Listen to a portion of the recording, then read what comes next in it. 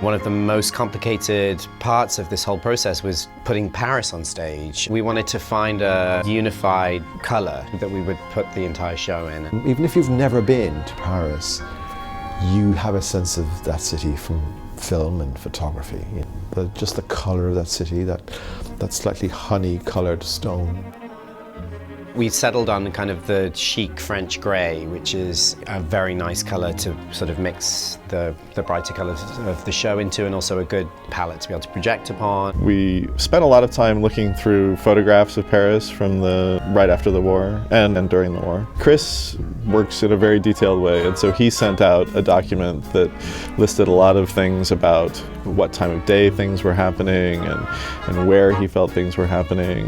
When you get all that research, that kind of really rich research, if you go to Bob's studio in London, I mean, he's just got pictures everywhere because he did the costumes and the scenery. We looked into fashion, visual art, music of the time, even, what was going on at the Paris Opera Ballet. A lot of Henri Cartier-Bressol's photographs. Contemporary artists like Calder, the primary colors and shapes that come from his work. We use a combination of sketch techniques, paint techniques, and photo techniques to create those images. So it's as if he's looking at photographs, or as if he's remembering. We started with a very bleak beginning, and we just throw in just the teeniest little bit of color, and that's all about hope.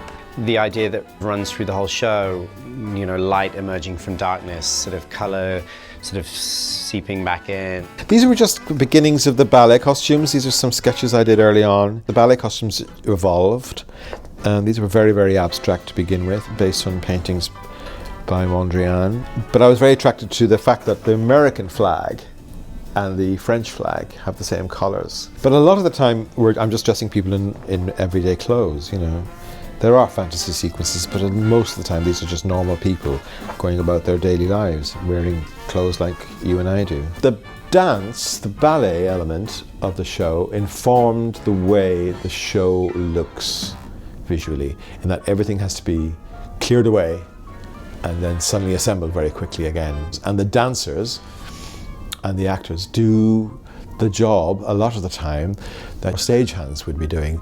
They are the magicians behind the scenery. They're the ones moving those screens. The scenery is choreographed, and that's something I did work with Chris on in great detail. There's always this feeling of painting and drawing and things drawing in and then filling out, fleshing out, and then disappearing. Sort of all about figuring out how to integrate it carefully. A lot of care and thought put into that.